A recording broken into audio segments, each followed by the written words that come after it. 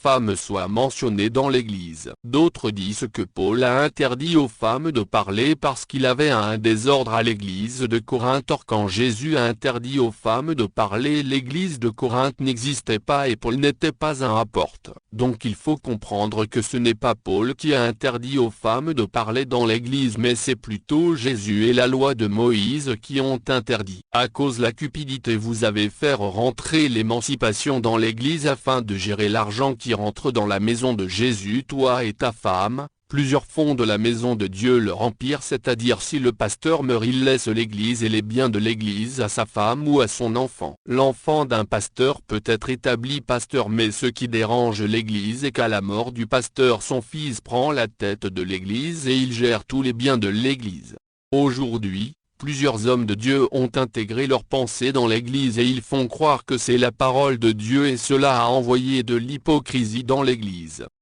C'est pour vous dire que la femme n'est pas appelée dans le ministère pastoral ni à temps plein, mais dans l'Église la majorité des dons spirituels Dieu donne aux femmes dans les églises. Cela veut dire que si toi le pasteur tu es appelé à temps plein, ta femme ne l'est pas, donc elle peut travailler. Or plusieurs ont imposé leur femme dans le ministère afin de contrôler les biens de l'Église. Posez-vous cette question: pourquoi le pasteur établit toujours sa femme après lui dans l'Église? Et si le pasteur meurt, c'est sa femme ou son enfant qui le remplace et qui contrôle les biens de l'Église. Quand on examine cette procédure, on constate clairement que la femme ne doit pas être pasteur, mais c'est une stratégie de son mari pasteur afin de diriger et de régner dans l'Église. Tellement que ces faux pasteurs ont mis la femme au même pied d'égalité que l'homme dans l'Église, les femmes chrétiennes sont devenues des femmes impolies dans leur foyer et ne respectent pas leur mari. Lisons ce verset ensemble, Joël 2 verset 28. Après cela,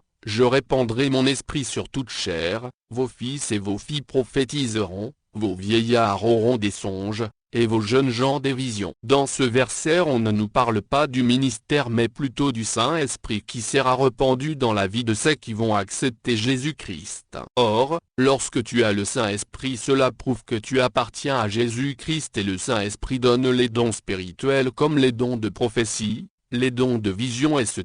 Mais les ministères, c'est Dieu qui établit, et les ministères sont des autorités dans l'Église comme dans le monde que Dieu établit dans sa maison, ou si tu veux, les étoiles pour éclairer le monde. Donc c'est clair que beaucoup confondent les dons et les ministères. Pourtant Joël n'a jamais dit que tout le monde doit être pasteur ou prophète.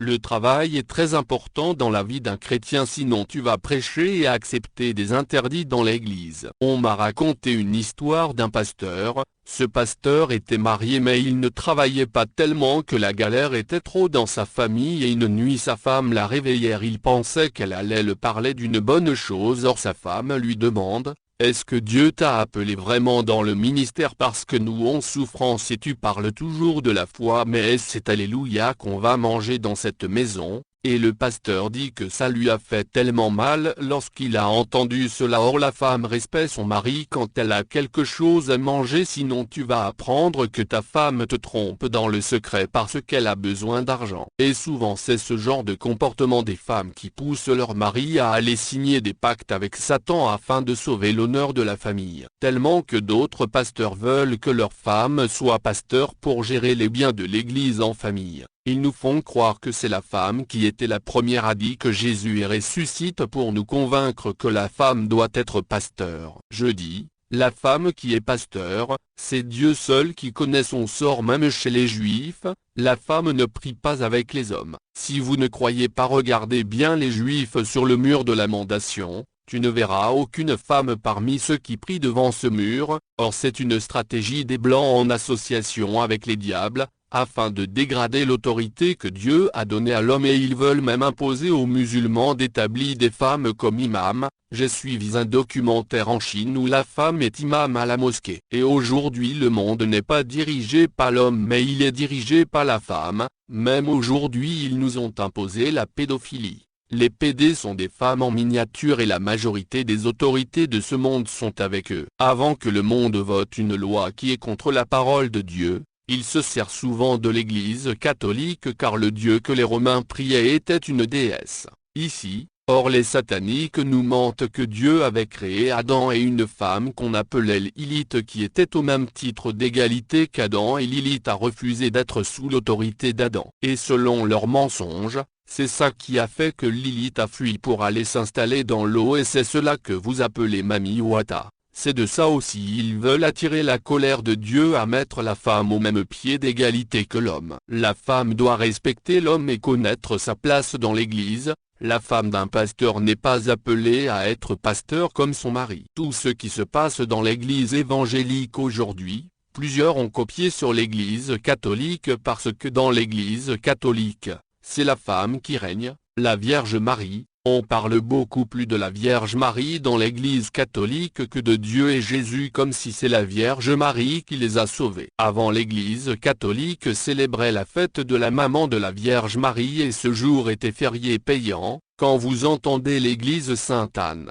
Anne est le nom de la maman de la Vierge Marie que la Bible n'a pas mentionné son nom. Or tout ce comportement est pour attirer la colère de Dieu sur les hommes. On nous impose des statues que l'homme a fabriquées pour que nous puissions nous incliner devant l'œuvre de main des hommes. Deutéronome 4 versets 26 à 28. La Bible dit: J'en prends aujourd'hui à témoin contre vous le ciel et la terre. Vous disparaîtrez par une mort rapide du pays dont vous allez prendre possession au-delà du Jourdain. Vous n'y prolongerez pas vos jours, car vous serez entièrement détruits. L'Éternel vous dispersera parmi les peuples, et vous ne resterez qu'un petit nombre au milieu des nations où l'Éternel vous emmènera. Et là, vous servirez des dieux, ouvrage de main d'homme, du bois et de la pierre, qui ne peuvent ni voir, ni entendre, ni manger, ni sentir. Maintenant je te pose cette question. Entre ton prêtre qui te fait croire que tu dois prier la Vierge Marie et t'incliner devant une statue qui ne parle pas,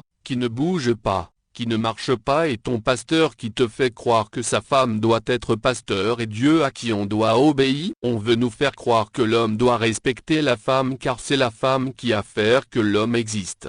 Tout cela est pour dégrader l'homme et mettre la femme à sa place. Quel mensonge! Vous ne savez pas que la femme est sortie de l'homme. Dieu n'a pas créé la femme, mais la femme a été tirée de l'homme. Si la femme existe, c'est parce que l'homme avait besoin d'elle à côté de lui. Maintenant répondez-moi, entre la femme et l'homme, qui a accouché qui, et qui doit respecter qui est chef de qui? Parmi ceux qui se réguisent sur la loi de l'égalité de l'homme et la femme, tu verras que ce sont les femmes chrétiennes qui soutiennent cette loi. Or cette n'est pas différente de la loi des mariages des homosexuels. Au contraire, ce sont les femmes chrétiennes qui devraient dire non à cette loi parce que le Dieu qu'elles prient interdit ce genre de loi, et tu verras que parmi les femmes qui ne respectent pas leur mari, ce sont ce genre de femmes, des femmes insoumises dans les foyers, et elles te poussent à faire les mariages civils à la mairie car elles savent qu'il y a des lois qui les protègent même si elles ne respectent pas son mari. Romains 11 versets 24 à 25 puis s'accomplit, et ce verset dit: